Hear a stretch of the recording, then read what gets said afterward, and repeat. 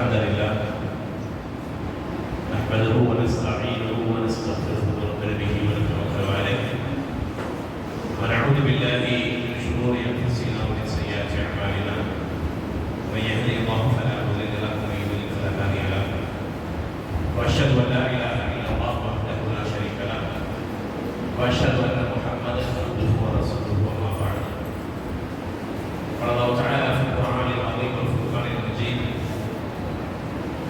بل الانسان على نفسه بصيرا قال نبينا صلى الله عليه وسلم في خير الحديث كتاب الله دياركم تكتب اعمالكم أو كما قال السلام அன்றைய அருமை சகோதர சகோதரிகளே, அல்லாஹ்வுடைய மாபெரும் அருளால் புண்ணியம் நிறைந்திருக்கிற ரமதானுடைய மாதத்தில் நம்முடைய நாட்களை கிடைத்து வருகிறோம். அல்லாஹ் ரப்பல் ஆலமீன் இந்த நாட்களில் நாம் செய்கிற எல்லா அமல்களுக்கும் நிரப்பமான கூலியை மறுமையை வழங்க வேண்டும் என்று பிரார்த்தனை செய்தவனாக உரையாக செய்கிறேன்.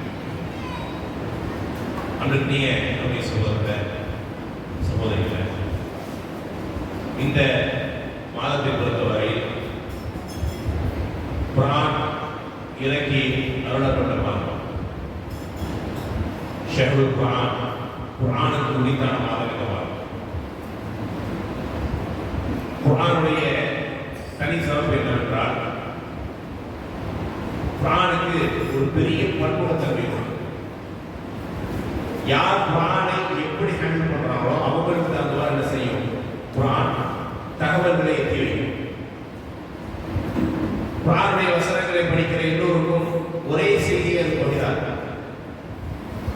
ஒவ்வொருத்தருக்கும் சூழலுக்கு தகுந்த மாதிரி தகவல்கள் என்னது மாறி மாறி கிடைக்கும்.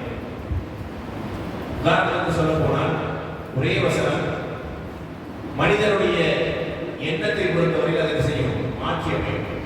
உதாரணத்துக்கு இமாம் ஷாஃபி ரஹ்மத்துல்லாஹி அலைஹி என்ன செஞ்சாங்கன்னா, ஒரு குர்ஆனுடைய வசனத்தை போட்டிட்டு காட்டுறாங்க. அந்த வசனத்தை பற்றி சொல்லும் பொழுது அவர் சொன்ன வார்த்தை ரொம்ப ஆழமான வார்த்தை. குர்ஆனில் நிறைய வசனங்கள் உண்டு, அதில் ஒரு வசனம் உண்டு. அந்த வசனம் சஹ்ருன் ஃபி கல்பி ظالم وبلسم على قلب المظلوم. ஒரே வசனம் தான். அந்த வசனம் எப்படி இருக்கும்னா, யாரெல்லாம் இந்த உலகத்தில் அநியாயம் செய்கிறார்களோ, பாவங்களை இருக்கிறார்களோ, குற்றங்கள் புரிகிறார்களோ, தவறுகளை செய்கிறார்களோ அவர்களுக்கு அவருடைய உள்ளத்தில் எய்யக்கூடிய அன்பாக இருக்கும் அப்படின்னா, யாரெல்லாம் இந்த உலகத்தில் நல்லடியார்களாக நல்ல மக்களாக வாழ்கிறார்களோ, பாவங்களிலிருந்து தவிர்த்து வாழ்கிறார்களோ, குற்றமற்றவர்களாக இருக்கிறார்களோ, இறையச்சத்தோடு வாழ்கிறார்களோ அவர்களுக்கு இந்த வசனம் ஆறுதலாக இருக்கும். வல்சம் ஒரே வசனம் தான். அதை யாரு படிக்கிறாங்களோ அவங்களுக்கு என்ன செய்யும், அது பெரும் தாக்கத்தை ஏற்படுத்தும் என்று சொன்னாங்க. என்ன வசனம் அது? ஆயத்தினுடைய அளவு ரொம்ப சின்னது. வசனத்துடைய வார்த்தைகள் ஒமாக்கான ரொம்ப நசியா, உங்களுடைய இறைவன் மறந்துட்டாங்க நினைச்சாதீங்க. உங்கள் ரப்பு மறந்துட்டாங்க நினைச்சாதீங்க. ஒமாக்கான ரொம்ப நசியா, அல்லாஹ் எதையுமே மறக்க மாட்டான். இதை உண்மையிலேயே நன்மை செய்கிறவர்கள் படிச்சா என்ன ஆகும், நான் செய்யக்கூடிய சின்ன சின்ன நன்மைகள் செய்ய மாட்டான், அல்லாஹ் மறக்காம நாளைக்கு நன்மையை கொண்டு வந்துருவான். அந்த எண்ணம் இருக்கு. யாரெல்லாம் இந்த உலகத்தில் பாவங்களை சிறிய அளவிலிருந்து பெரிய அளவு வயசுகிறார்களோ அவங்களுடைய உள்ளத்திற்கு தாயத்தை இருக்கும், நேர அன்பு உள்ளத்தில் போய் குத்துற மாதிரி இருக்கும். ஏன்? செஞ்ச எதையும் அல்ல விட மாட்டான்.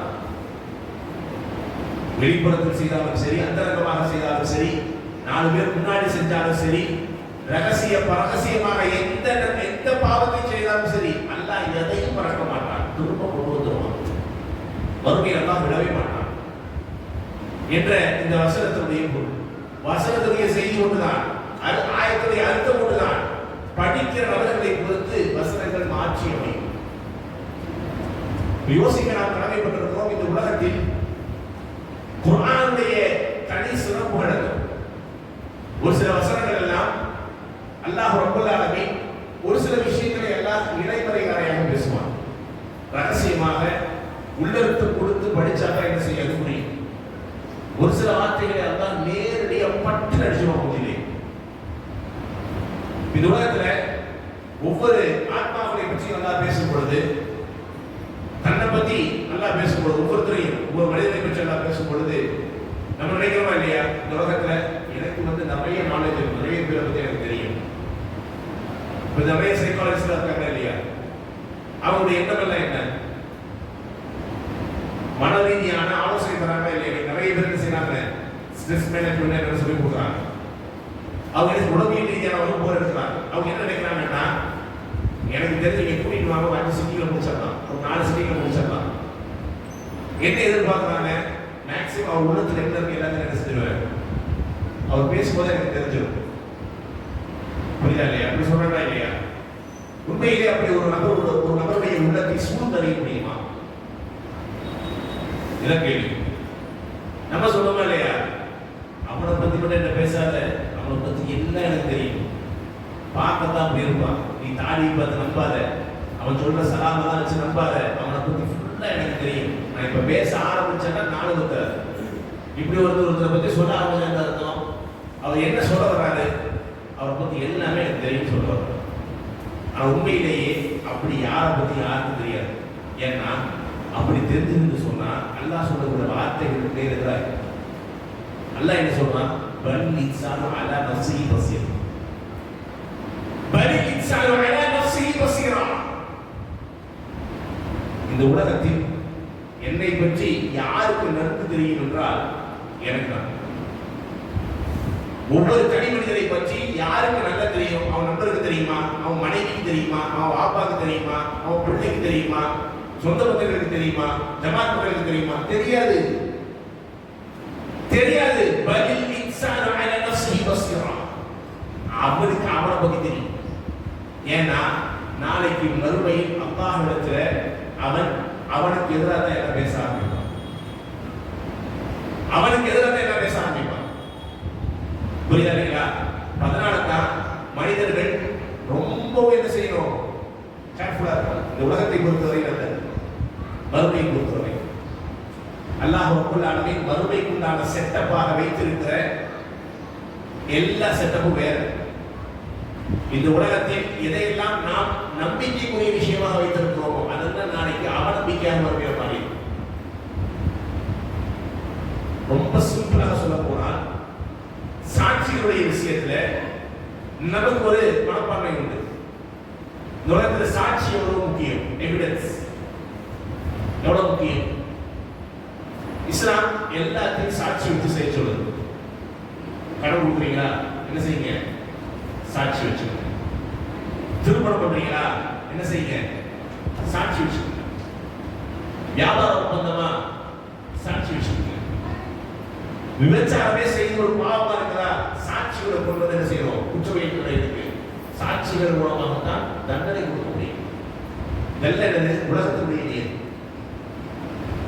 மறுமையை பொறுத்தவரையில் அல்லாஹ் ரப்பல் ஆலமீன் உண்மையிலேயே சாட்சிகளுக்கு மிகப்பெரிய இடம் தருவதாக குர்ஆன் சொல்றார். நாளைக்கு அல்லாஹ் சும்மா விடவே மாட்டான்.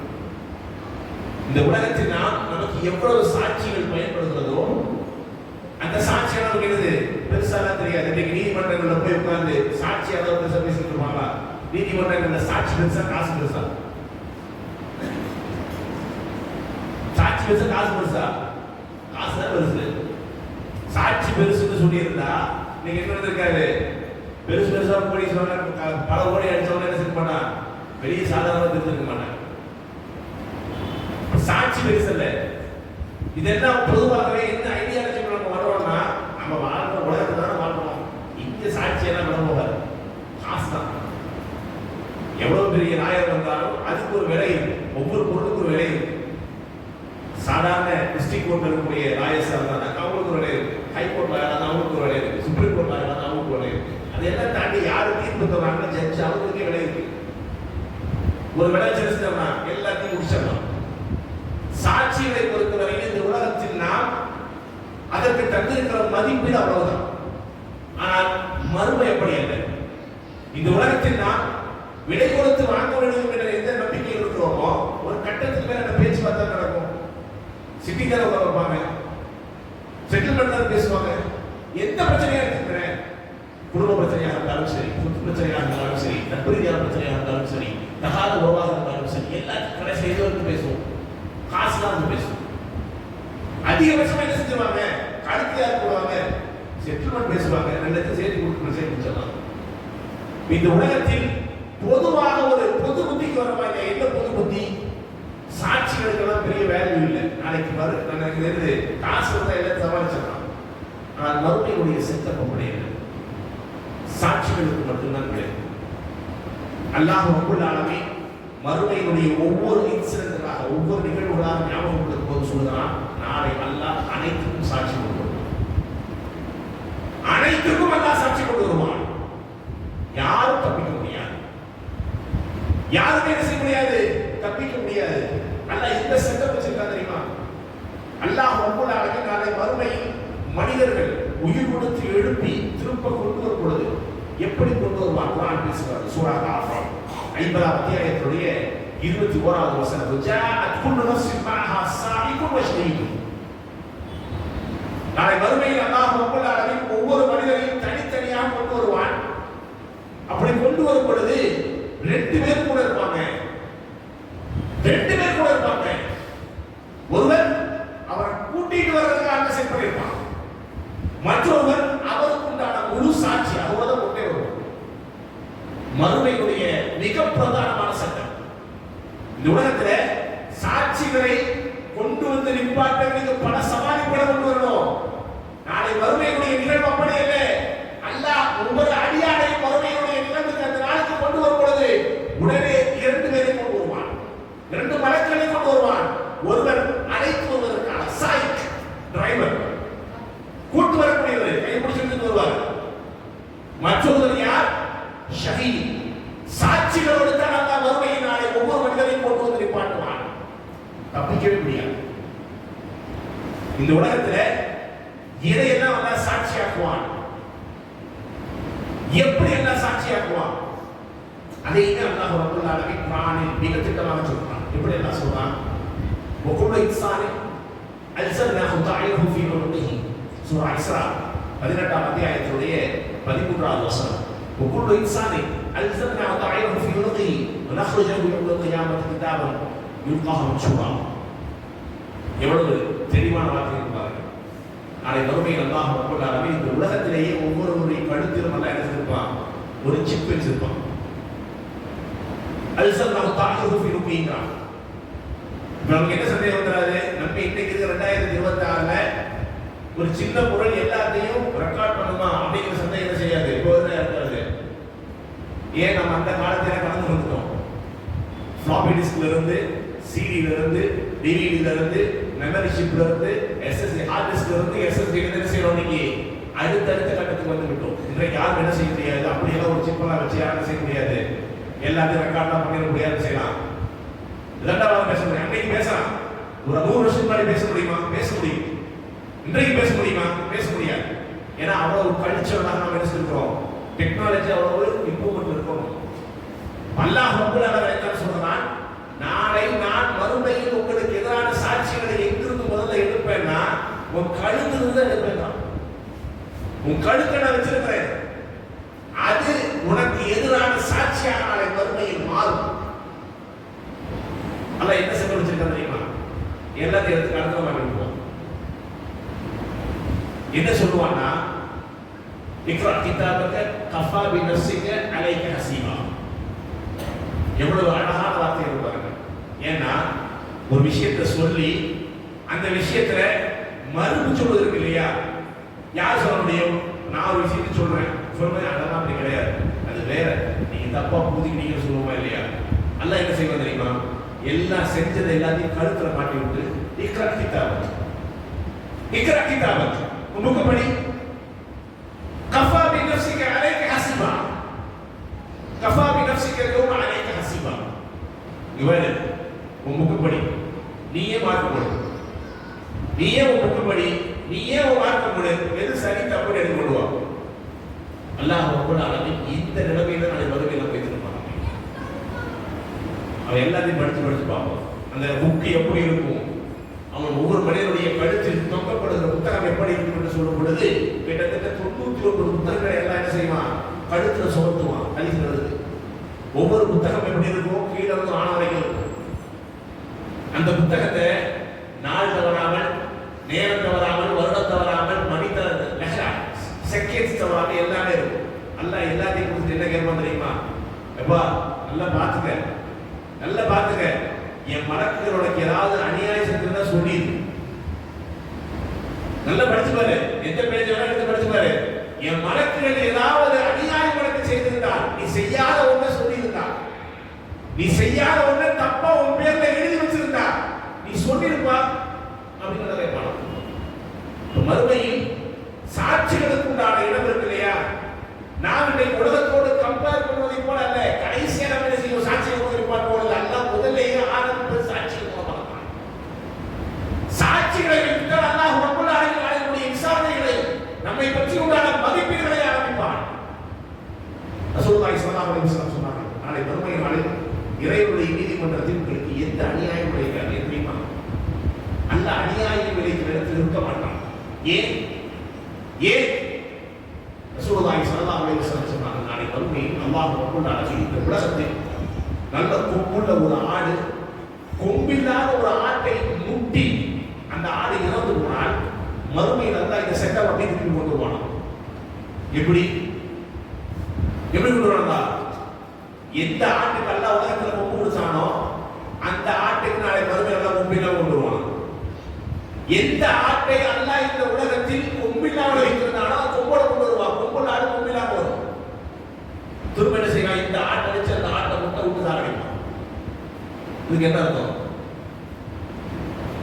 இந்த உலகத்துல 5 அறிவு படைத்த சாதாரண ஒரு ஆடு, ஒரு கால்நடைக்கு கூட அநியாயம் இழைக்கக்கூடாது என்பது நல்லா உறுதியா இருக்கான்.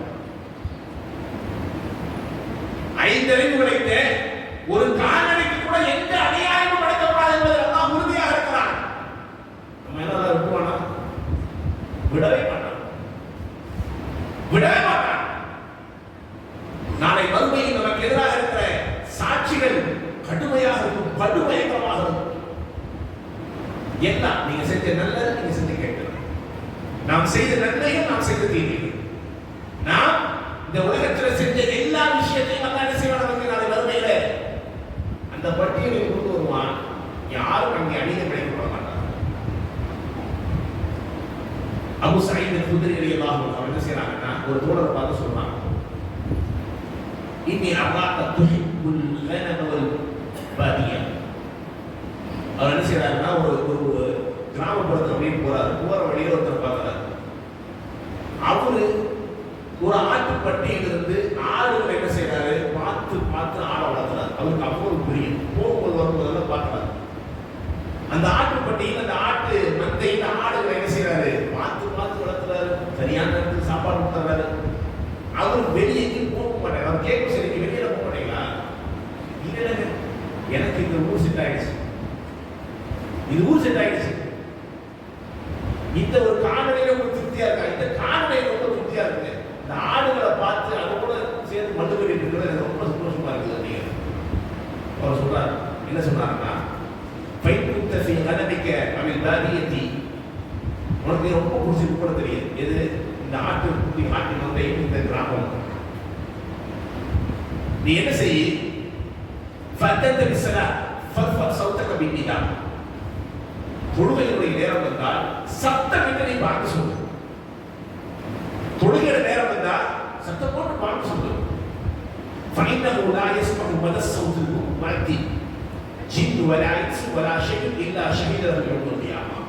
இப்ப சொன்ன வார்த்தை என்னன்னா, நீ சொல்லக்கூடிய பாங்கு எவ்வளவு சத்தமா சொல்றியோ, நீ சொல்லக்கூடிய பாங்கு யாருடைய செவிகளை எல்லாம் சென்று அடைகிறதோ, அது மனிதர்களாக இருந்தாலும் சரி, ஜின்னாக இருந்தாலும் சரி, வலா ஷைء, எதுவா இருந்தாலும் சரி, கால்நடையாக இருந்தாலும் சரி, மரம் செடி கொடி எதுவாக இருந்தாலும் சரி, நீ சொல்லக்கூடிய பாங்கு எதுவரை சென்று அடைகிறதோ அவை அனைத்தும் அவை மறுமையில் உனக்காக வேண்டிய அல்லாஹ்விடத்தில் சொல்லுவோம்.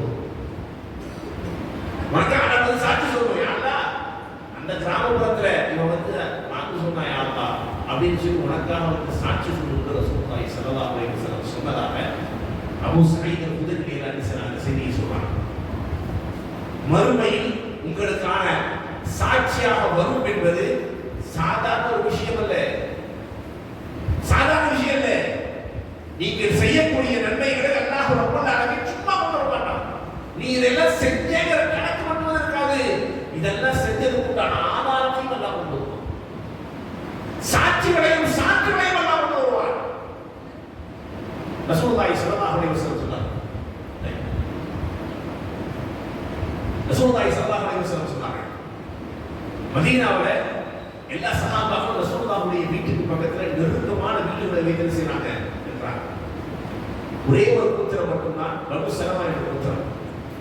ஊருக்கு வெளியே செய்றாங்க, வீடு கட்டி குடும்பமாக கோத்திரமாக இருக்கிறாங்க. சும்மா ஒரு ரெண்டு ஃபேமிலி இல்லை, ஒட்டுமொத்த கோத்திரம் அந்த கபிலா ஃபுல்லா அந்த ஏரியாவில் தான் இருக்கிறாங்க. அது கொஞ்சம் மதீனாவுடைய ஒதுக்குப்புற பகுதி, கொஞ்சம் அவுட்டர் இருக்கிறாங்க. அவங்க ஒவ்வொரு வேலைக்கும் பள்ளிவாசல் என்ன செய்யணும், சிரமங்களை எல்லாம் மனதில் வைத்து நடந்து வரணும். நடந்து செய்வாங்க, நுழைவு வந்து போவாங்க. ஒரு கட்டத்தில் அந்த குடும்பமே சேர்ந்து முடிவெடுக்கிறது, அந்த கபீலாவே சேர்ந்து முடிவெடுக்கிறது, பேசாம ஒன்று செஞ்சிடலாம், இந்த வீட்டெல்லாம் விட்டுருவோம். மஸ்ஜித் நபவி ரசூலுல்லாஹுடைய வீட்டு பக்கத்தில் எப்படி எல்லா சஹாபாக்களும் வீடு கட்டி இருக்கிறாங்களோ அது மாதிரி நமக்கு வீட்டை அமைச்சுக்குவோம் அப்படிங்கிற ஒரு முடிவெடுக்கிறாங்க எல்லாரும் சேர்ந்து.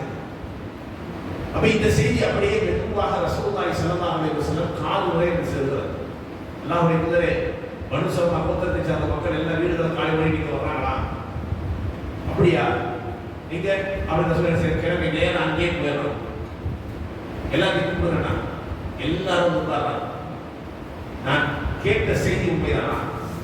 நான் சொல்லலாம், நீங்க நேரம் வந்து நீங்க என்னாச்சு எது தப்பு நடந்து வச்சா? இல்ல நான் கேட்ட செய்தி சரிதானா? நான் உங்களுக்கு என்ன செய்தி கேட்டீங்க?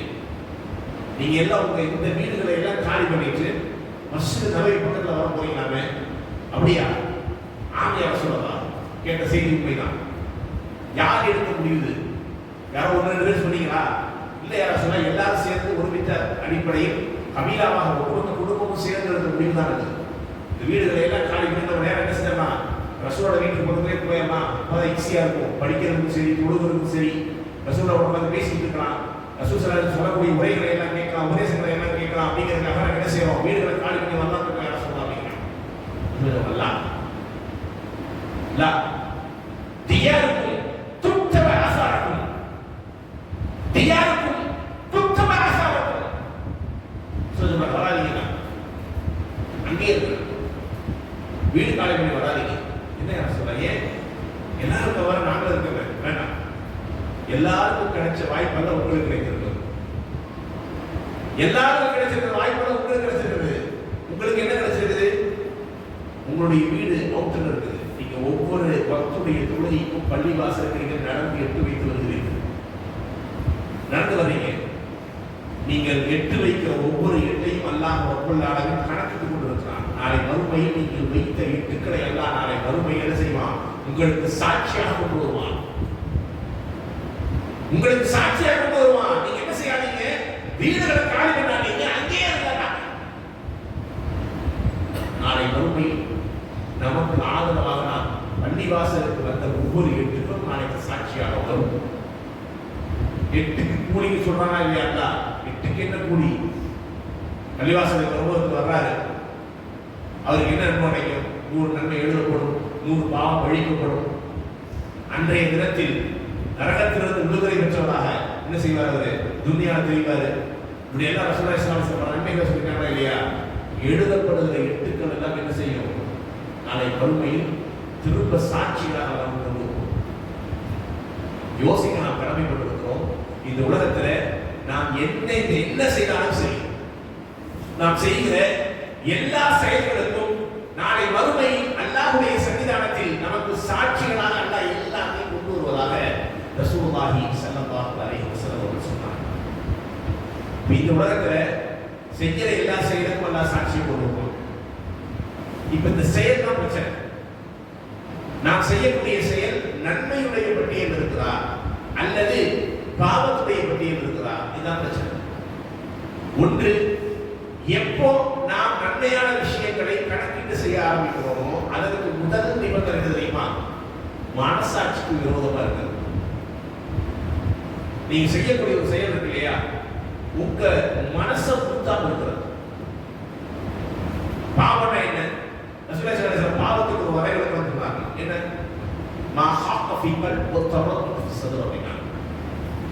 தப்பு என்ன தெரியுமா? பாவம் என்ன தெரியுமா? தப்புக்கு பாவத்துக்குள்ள வித்தியாசம் என்ன சொன்னா, நீங்க எதையாவது ஒரு செஞ்சீங்கன்னா உங்களுடைய உள்ளம் இது தப்பு, நம்ம செய்யறது தப்புக்குள்ள உறுத்தும். உங்க உள்ளத்துல என்ன செய்யும்? உங்களை டிஸ்டர்ப் பண்ணும் அப்படின்னா அதாவது மனசாட்சிக்கு விரோதமாக நீங்கள் செய்வது. மனசாட்சிக்கு விரோதமாக செய்வது நாளைக்கு மறுமை அல்லாஹ் ரப்பல் ஆலமீன் அத்துணைக்கு கூறும். இஸ்லாமிய வரலாற்றில் நிறைய நிகழ்வுகள் எடுத்து பார்க்கலாம். சில இடங்களில் மனசாட்சிக்கு விரோதமாக நடந்துக்கவே மாட்டாங்க. ஒரு செயலை செய்யறதுக்கு எவ்வளவு ஃபோர்ஸ் பண்ணாலும் சரி அவங்களால அதை செய்யவே முடியாது. ஏன்னா அவங்க மனசாட்சி அதுக்கு உறுதுணையாக இருக்க சப்போர்ட் பண்ணாது. அப்படி வரலாற்று நடந்த நிகழ்வுகளை எல்லாம் நீங்கள் எடுத்து பார்த்தால் நிறைய விஷயங்களை சொல்லலாம். சில இடங்கள்ல மனசு கேட்காதுன்னு சொல்லுவாங்க இல்லையா, மனசு அங்கலாய்க்கும். யாருக்கு பொருந்தும்? சாதாரண மனிதர்களுக்கா? இல்லை, நபிமார்களே என்ன கிழமை? நபிமார்களே என்ன கிழமை? இஸ்லாமிய வரலாற்றில் நாம் மறக்க முடியாத நிகழ்வுகள் ஒரு நிகழ்வு இருக்குது. ரசூலுல்லாஹ்வுடைய மேராஜுடைய பயணம். ரசூலுல்லாஹி ஸல்லல்லாஹு அலைஹி வஸல்லம் மேராஜுடைய என்ன வாங்கிட்டு வந்தாங்க? தொழுகை கடமையான அந்த வரலாறு எல்லாம் ஒரு பக்கம் வச்சுக்கோங்க. ரசூலுல்லாஹி ஸல்லல்லாஹு அலைஹி வஸல்லம் வானத்துக்கு போனாங்களா இல்லையா, அதுல நிறைய நபிமார்களை சந்திச்சாங்க. அப்படிதானே? அந்த சந்திப்பில் மூசா அலைஹிஸ்ஸலாத்தை ரசூலுல்லாஹி ஸல்லல்லாஹு அலைஹி வஸல்லம் சந்தித்த ஒரு நிகழ்வு. ஃபமரத்து பிமூசா, நான் மூசாவை கடந்து சென்றேன். ஃபகீல ஹாதா மூசா, ஜிப்ரீல் அலைஹிஸ்ஸலாம் என்ன செய்றாங்க? சொல்லி கொடுக்குறாங்க, இதுதான் மூசா. ஃபஸல்லத்து அலைஹி, நான் அவருக்கு சலாம் சொன்னேன். ஃபரத்த ஸலாம், அவர் நான் சொன்ன சலாத்துக்கு பதில் சொன்னார். ஃபலம்மா ஜாவஸ்து, நான் பக்கத்தில் நெருங்கி சென்றேன். பகா, மூசா அலைஹிஸ்ஸலாம் அழ ஆரம்பித்தார். மூசா அலைஹிஸ்ஸலாம் அழ ஆரம்பித்தார். ஃபகீல லஹு மா யுகி, மூசாவே ஏன் அழுறீங்க? மூசாவே ஏன் அழுறீங்க என்று அவரிடத்தில் கேட்கப்பட்டது. அப்கில் ஆன குலாம் புஇஸ பஅதி யதுகுலுல் ஜன்னah மின் உம்மத்தி அக்ஸர் மிம்மா யதுகுலு மின் உம்மத்தி. இதோ எனக்கு பிறகு நபியாக தேர்ந்தெடுத்து அனுப்பப்பட்ட நபர்கள் அல்லாஹ் ரப்பல் ஆலமீன் இவரை நாளை பெரும் கொண்ட ஒரு கூட்டத்திற்கு தலைவராக அல்லாஹ் கொண்டு வருவான். நான் ஒரு கூட்டத்தை பொறுப்பேற்று தலைவராக வருவேன். என்னை விட ஒரு பெரிய கூட்டத்திற்கு அல்லாஹ் என்ன செய்வான்? இவரை தலைவராக்குவான். அந்த வாய்ப்பெல்லாம் எனக்கு தரலையே, அந்த வாய்ப்பெல்லாம் எனக்கு தரலையே. மனசுக்கு இல்லையா ஒரு விஷயத்துல பொறுப்பு முடிஞ்சிருச்சு. மூசா அலைஹிஸ்ஸலாத்துடைய பொறுப்பு முடிந்த பிறகுதான் ரசூலுல்லாஹி ஸல்லல்லாஹு அலைஹி வஸல்லம் நபியா வந்தாங்க. ரசூலுல்லாஹி ஸல்லல்லாஹு அலைஹி வஸல்லம் மூசா அலைஹிஸ்ஸலாத்துடைய பொறுப்புகள் எல்லாம் முடிந்த பிறகுதான் ரசூலுல்லாஹ் நபியாக தேர்ந்தெடுக்கப்பட்டு இறுதி உம்மத்திற்கு நபியாக வந்தார்கள். வந்த இறை தூதரிடத்தை மூசா அலைஹிஸ்ஸலாம் சொல்லிருக்கலாம், சலாம் சொல்லி சாதாரணமா பேசினா போதுமானது. ஆனால் அவருடைய உள்ளத்துல எனக்கு அந்த வாய்ப்பெல்லாம் தரலையே என்று அங்கலாய்ப்பு இருக்கு இல்லையா, அந்த மனசாட்சி மனசு இருக்குது, அவருக்கு வெறுக்குது. அல்ல எனக்கு சான்ஸை கொடுக்கலையே அப்படின்னு சொல்லி யோசிக்க நாம் கடமைப்பட்டிருக்கோம். இந்த சமூகத்தில் துன்பத்தில் என்ன செய்யலாம்? நீங்க பார்க்கலாம், நபிமார்கள் கூட அப்படித்தான் இருந்தார்கள். உள்ளத்துல அவர்களுக்கு இந்த மனசுக்கு ஆறுதலாக இருந்தோ அது ஓகே, மனசுக்கு விரோதமாக இருந்தா அது அவங்களுக்கு எதையும் மறைக்கலாம் சொல்லிட்டாங்க. யோசிக்க நாம் கடமைப்பட்டிருக்கிறோம். இப்படி வரலாற்றில் நிறைய நிகழ்வுகளை பார்க்கலாம். நம்ம மனசாட்சிக்கு விரோதம் நடக்க மாட்டோம். ஒரு வரலாறு சொல்றேன். கிட்டத்தட்ட இந்த வரலாறு 3 வரலாறுக்கு ஒத்திருக்கிற வரலாறு. எங்க நடக்குதுன்னு சொன்னா, அப்துல்லா இப்னு உமர் இஸ்லாமிய வரலாற்றில் ரசூலுல்லாஹி ஸல்லல்லாஹு அலைஹி வஸல்லத்துடைய காலுக்கு கீழே சுத்திட்டு இருந்த அப்துல்லா அல்ல, இவரோட அப்துல்லா. ரசூலுல்லாஹி ஸல்லல்லாஹு அலைஹி வஸல்லம் நிறைய சிறு ரசூலா இருந்தாங்க இல்லையா? ரசூலா எந்திரிச்சு பள்ளிவாசலுக்கு போனா ஓடி போவாங்க, ஓடி வருவாங்க, ரசூலா சபையிலே இருப்பாங்க அப்படின்னு சொல்லக்கூடிய நிறைய சிறுவர்கள் இருந்தாங்க. அப்துல்லா இப்னு உமர், அப்துல்லா இப்னு மஸ்ஊத், அப்துல்லா இப்னு ஜுபைர், அப்துல்லா இப்னு அப்பாஸ், இப்படி அல்லாஹ்வுடைய தூதரை சுற்றி நிறைய அபாதராக்கள் இருந்தாங்க. ரசூலுல்லாஹ்வுடைய பயிற்சியில் பாடம் பயின்றவர்கள் எல்லாம். அதில் ஒரு அப்துல்லா தான் இந்த அப்துல்லா இப்னு உமர் ரலியல்லாஹு அன்ஹு. இவருடைய பயிற்சி எப்படி இருக்குன்னு பாருங்க. இவர் ஒரு கிராமப்புறத்தில் அப்படியே நடந்து போறாரு. போற வழி என்ன செய்யறாரு? முஷப்போல் ஆட்டு இடை ஆடு வைப்பாளரை பார்க்கிறார். பக்கத்தில் போய் என்ன செய்யறாரு? அன்ன மர்ரது ராய் ஃபகால யா ராய், ஆடு வைப்பாளரை பிப்னி ஷாத்தன் மின் ஹாதில் கனம். எப்பா ஒரே ஒரு ஆடு என்ன செய்யும் எனக்கு வித்து எந்த வேலைன்னு சொல்லி காசு கொடுக்குறேன். அப்துல்லா இப்னு உமர் எல்லாம் என்ன செய்யறாங்க? அவர்கிட்ட பேசுறாங்க. இவ்வளவு ஆடு வச்சிருக்கிறியே, அதுல ஒரு ஆட்டை கூட காசு எவ்வளவு காசு வாங்கிக்க அப்படிங்கிறாரு. அவர் சுகான பாயின்னு சொன்ன இன்னஹா லைசத்ரி,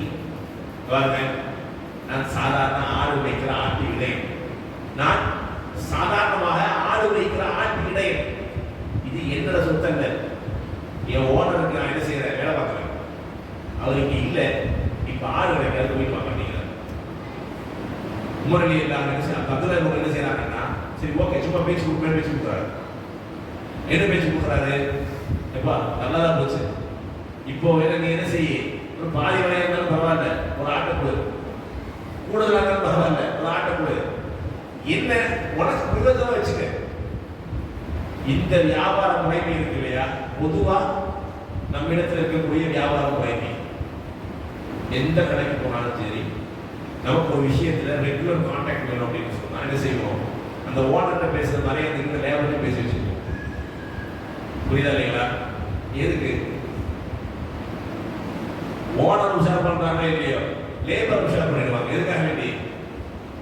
ஒன்னா இது எங்கிருந்து பர்ச்சேஸ் பண்றாங்க சொல்லி தரதுக்காக வேண்டி. புரியுதா இல்லையா? இல்ல அதோடைய காஸ்ட், ஆக்சுவல் காஸ்ட் என்ன, இன்கமிங் காஸ்ட் என்ன, அதை சொல்லி தரதுக்காக வேண்டி. பொருளுக்கு தரக்கூடிய மதிப்பை விட அதிகமான காசு அவருக்கு கொடுப்பாரு. எதுக்காக வேண்டி? என்னைக்காவது பிரயோஜனம் போகும் அப்படிங்கிறதுக்காக வேண்டி. பொதுவா மனித இயல்புகள் உள்ளதானே. இதுல யாரும் என்ன செய்ய மாட்டாங்க, விதிவிலக்கணம் கிடையாது. அன்றைய தினத்துல அவர் இதே விஷயத்தை கேட்கிறார். நல்லதா கொஞ்சம் ஓனர் இல்லை, பேசாம ஒரு ஆட்டை கொடுத்து நீ என்ன செய்ய, அக்கறை ஓனாய் கடிச்சிருக்குன்னு சொல்லு. நம்பருக்கு நிறைய வாய்ப்பு இருக்கு. ஏன்னா சுத்தி இருந்தது பொட்டை காலா இருக்கு, நிறைய ஆணவம் இருக்குது. ஓனருக்கு பெருசா எண்ணிக்கையெல்லாம் தெரியாது. ஒரே ஒரு ஆட்டை கொடுத்து நிறைய நிறுத்தி அப்படிங்கிறார். அவர் சொல்லாருங்களா? அவ்வளோ முடியாது, அவ்வளோ முடியாது. ஒரு ஆடு முடியா உண்மை பேசிக்கிட்டு இருக்கிறார். ஒரு ஆட்டை கொடு அப்படிங்கிறார். ஓனருக்கு ஒன்றும் தெரியாது, ஓனருக்கு ஒன்றும் தெரியாது அப்படிங்கிறார். மேலே கீழே பார்க்கிறார். அப்துல்லா இப்னு உமர் அந்த ஆடு வைப்பாளர் மேலே கீழே பார்க்கிறார்.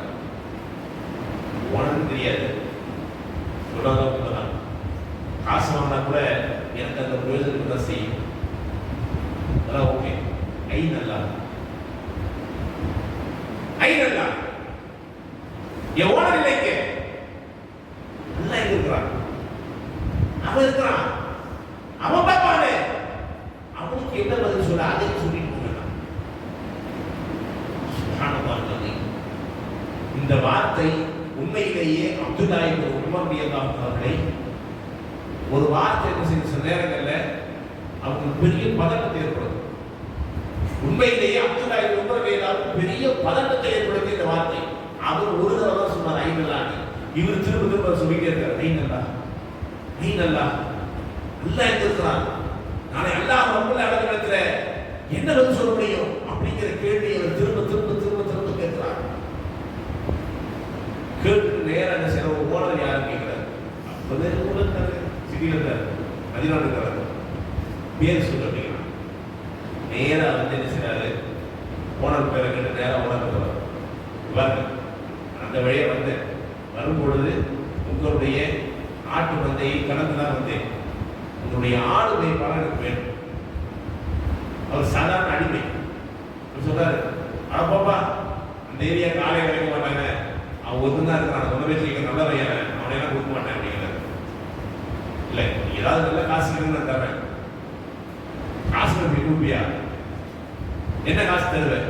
என்ன காசு வேணும்? எவ்வளவு கேட்டாலும் தருவியா? உங்களுக்கு என்ன வேணும் சொல்லுங்க. அந்த நபர் வைத்த டிமாண்ட் ஒட்டுமொத்த ஆட்டு மந்தைக்கும் என்ன விலையோ அந்த விலையை தான் அந்த ஆளுக்கு விலையா வச்சார். சும்மா பேசாத, நீங்க காசு கொடுத்துருவியா? என்ன விலை சொல்றாரு? இதுதான் விலைன்னு சொல்லி ஒட்டுமொத்த ஆட்டு மந்தைக்கும் என்ன விலையோ அந்த விலையை சொன்னார். சொல்றாரு, நான் தரேன், எனக்கு அவர் வேணும். ஆட்டு மந்தையினுடைய ஒட்டுமொத்த விலையை கொடுத்து அந்த ஆட்டு இடம் வாங்கிட்டு வர்றாரு. வாங்கிட்டு சொல்றாரு, இன்றையிலிருந்து நீ யாருக்கும் அடிமை கிடையாது, உனக்கு யாரும் எஜமானும் கிடையாது, இன்றையிலிருந்து நீ சுதந்திரமான மனிதன், நீ விடுதலை பெற்று விட்டாய், நீ போ. இவ்வளவு பெரிய பரிசு அவருக்கு அவர் கொடுத்ததுக்கு என்ன காரணம் தெரியுமா? அவர் சொன்ன ஒற்றை வார்த்தை என்னெல்லாம் யோசிக்க நாம் கடமைப்பட்டிருக்கிறோம். சாதாரண ஒரு நிகழ்வு. வரலாற்றில் இந்த செய்தியை வெவ்வேறு இடங்கள்ல வெவ்வேறு இடத்துல படிக்கலாம். மனசாட்சிக்கு விரோதமாக நடக்காதனுடைய விளைவு இது அப்துல்லா இப்னு நடந்தது. இதே போல்தான் அப்துல்லா இப்னு மஸ்ஊத் ரலியல்லாஹு அன்ஹு அவரும் அப்படித்தான். ஆனா இந்த சீன்ல ரசூலுல்லாஹே இருக்காங்க, அபூபக்கர் இருக்காங்க.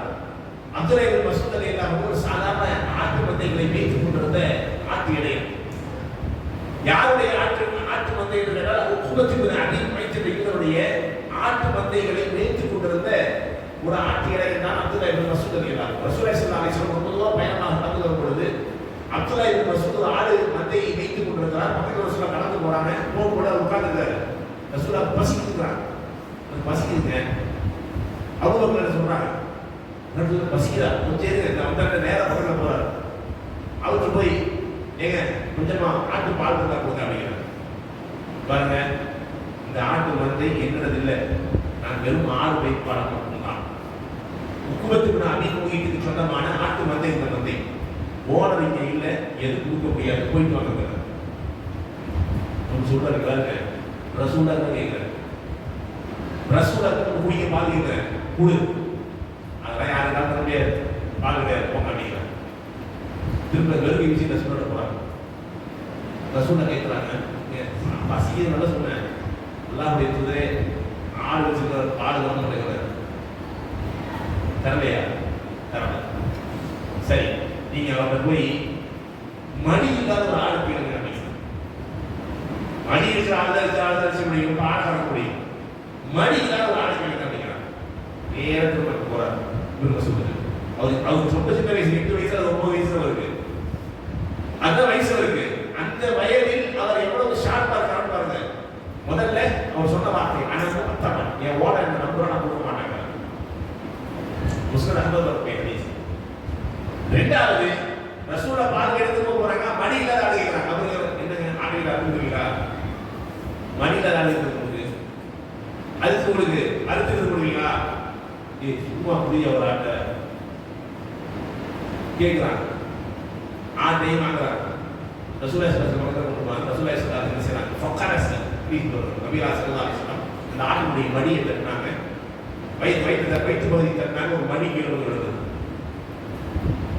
அதில் பால கிடக்கிறாங்க. அபூபக்கர் இதெல்லாம் பாத்துட்டே இருக்கிறார். மடி இல்லாத ஆடும்போது தட்டி மடி வருது, பாலம் கறக்குறாங்க. ரசூலுல்லாஹி ஸல்லல்லாஹு அலைஹி வஸல்லம் செய்றாங்க, அந்த பாலம் குடிக்கிறாங்க. அபூபக்கர் என்ன செய்றாங்க, அந்த பாலம் நீங்க குடிக்கிறாங்க, அவர் குடிக்கிறார். இந்த பையனை வர சொல்லுங்க, யாரு? ஆடுகளை மேய்த்துக் கொண்டிருந்த அப்துல்லா இப்னு மஸ்ஊத், அவரை வர சொல்லுங்க. அவரை வர சொல்லி நீங்க குடிக்கிறாங்க, எனக்கு வேண்டாம். அப்பதான் கேட்கிறார், நீங்களா யாரு அப்படின்னு. அப்பதான் அபூபக்கர் அறிமுகப்படுத்தாங்க, அல்லாஹ்வுடைய தூதர் இறைத்தூதர் இஸ்லாத்தை ஏற்றுக்கொண்டார். அப்துல்லா இப்னு மஸ்ஊத் ரலியல்லாஹு அன்ஹு இஸ்லாத்தை ஏற்றுக்கிறாங்க. அஷ்ஹது அல்லா இலாஹ இல்லல்லாஹ் வ அஷ்ஹது அன்ன முஹம்மதன் அப்துஹு வ ரசூலுஹு.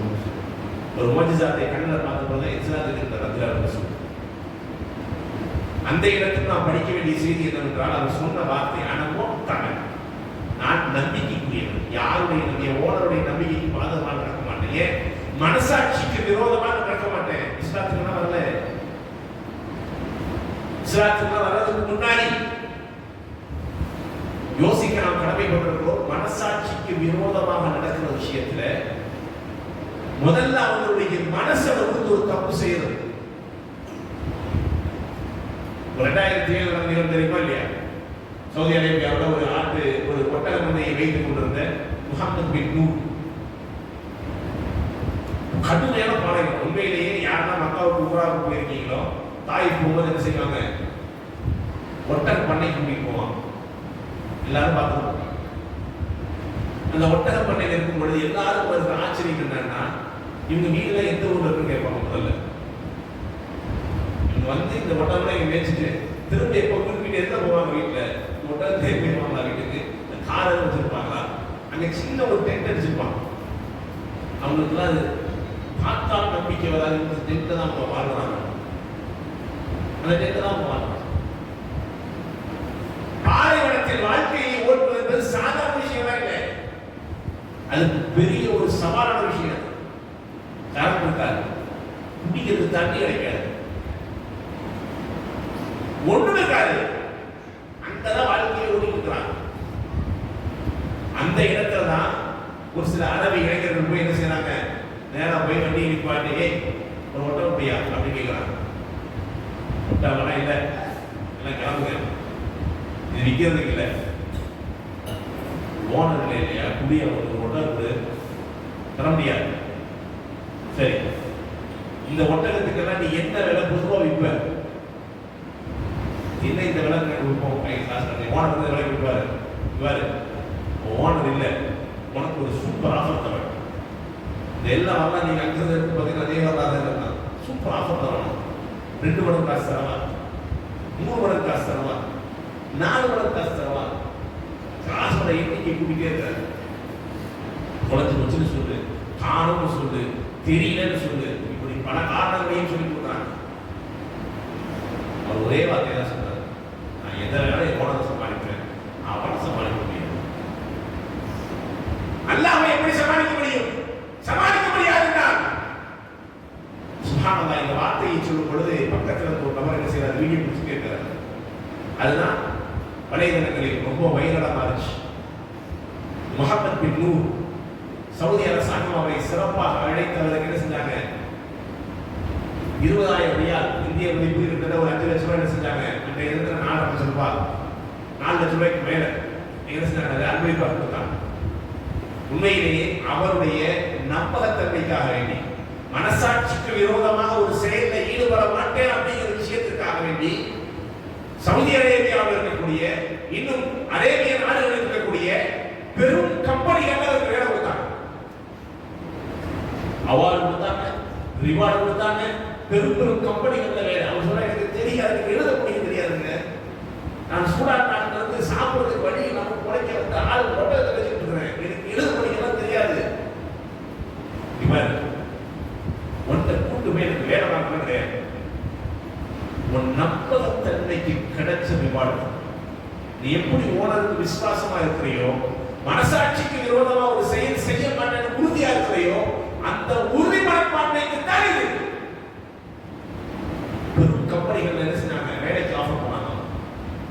அவரு போல யோசிக்க நாம் கடமைப்பட்ட உலகத்துல அல்லாஹ் ரப்புல் ஆலமீன் பார்க்கிறான் என்ற எண்ணம் ஒன்று இருக்கு இல்லையா? அல்லாஹ்வுக்கு நான் என்ன பதில் சொல்லுவேன்? நாளைக்கு அல்லாஹ் இறைவனுடைய நீதிமன்றத்தில் வைத்து அல்லாஹ் எங்களை விசாரித்தால் விசாரணைக்கு என்ன பதில்? ஒரு பொய் சொல்வதற்கு எவ்வளவு நேரம் வேண்டும் தெரியாது. இல்லை, காரணம் ஓனா கடித்து தின்றுச்சு, இப்படி பொய் சொல்வதற்கு பெரிய நேரமெல்லாம் எடுக்காது. ஆனா நான் சொல்லிய 3 வரலாறு கிட்டத்தட்ட நெருக்கமான ஒரே வரலாறு தான். ஆனால் யாரும் மனசாட்சிக்கு விரோதமாக ஒரு செயலை செய்ய வரவில்லை என்பதுதான் உண்மை. யோசிக்க நாம் கடமைப்பட்டிருக்கிறோம். நாம் இந்த உலகத்தில் வாழுகிற காலத்துல முதல்ல மனசாட்சிக்கு விரோதமாக நடக்கக்கூடாது. அடுத்து இன்ஷா அல்லாஹ் வரக்கூடிய நாட்களில் வேற என்னென்ன விஷயங்கள்ல நாம் சரியாக நடந்து கொள்ள வேண்டும். நாம் ஏதாவது தவறளித்தோம் என்றால் மறுமையில் அல்லாஹ் அதை எப்படி ரெக்கார்ட் கொண்டு வருவான். ஒரு ஹதீஸ் வருகிறது, ரசூலுல்லாஹி ஸல்லல்லாஹு அலைஹி வஸல்லம் சொன்னார்கள், யாரெல்லாம் இந்த உலகத்தில் ஏமாற்றப்பட்டார்களோ பாதிக்கப்பட்டார்களோ அவர்கள் நாளை மறுமையில எப்படி அவங்களுக்கு நான் சாட்சியா வருவேன், அவங்களுக்கு சாட்சிகளே இருந்தாலும் அவர்களுக்கு பதில் நானே அவர்களுக்கு வாதாடவும் செய்வேன் நல்லா சொல்றேன். அப்படி ஒரு சில சாதாரண இன்ஷா அல்லாஹ் நாளைய தினம் ரசூலுல்லாஹி ஸல்லல்லாஹு அலைஹி வஸல்லம் என்னென்ன முன்னறிவிப்புகளை எல்லாம் சொன்னார்கள், இதையெல்லாம் சாட்சிகளுக்கு முன்னிறுத்தி சொன்னார்கள். இதில் நபிமாருடைய வரலாறு என்ன, மனசாட்சிக்கு விரோதமாக எப்படி நடந்தாங்க, அப்படி நடக்கிறதுக்கு அவங்க மனசைய அவங்க அக்செப்ட் பண்ணல, இடம் கொடுக்கல, மனித சாட்சிகளுக்கு எதிராக எப்படி இருந்தாங்க, இறை சாட்சிக்கு எதிராக எப்படி இருந்தாங்க அப்படிங்கிறத இன்ஷா அல்லாஹ் நாளைய தினம் ஒரு தொடர்பை பார்ப்போம். வாசல்